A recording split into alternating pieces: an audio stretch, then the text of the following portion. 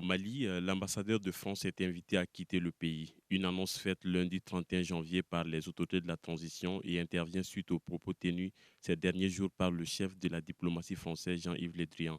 Quelle est votre analyse de cette situation? Et je pense que cette action est révélatrice, c'est-à-dire de l'état euh, des relations entre les autorités maliennes et les autorités françaises depuis quelques mois déjà. Parce que nous avons assisté quand même depuis quelques semaines à des joutes verbales, à des bisbilles entre les responsables des deux pays.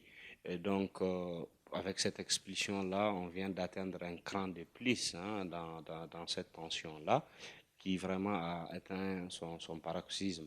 Et c'est une première, en tout cas dans les relations entre le Mali et la France, que une telle action est entreprise d'une part et d'autre. Et jusqu'où ira ce bras de fer entre les deux États? Aujourd'hui, il faut quand même avoir une boule de cristal pour deviner la suite, mais beaucoup ne s'attendaient pas à ce qu'on en arrive là. Et je ne saurais quand même vous en dire plus parce que dans ce type de situation, il vaut mieux attendre les faits et peut-être à chaque fait essayer d'analyser pour comprendre les pourquoi, et les comment, etc. Quelles peuvent être les conséquences et que faire face à cette situation? Bon, en fait, les conséquences, elles sont surtout politiques, hein, parce que le Mali quand même représentait un enjeu géostratégique pour la France. Et la France aussi représentait quand même un allié diplomatique pour le Mali, parce que c'est l'un de nos partenaires les plus importants sur la scène internationale. Nous avons quand même des relations historiques du fait de la relation entre anciennes colonies et anciennes métropoles. Et vous avez également la présence des forces françaises au Mali ici.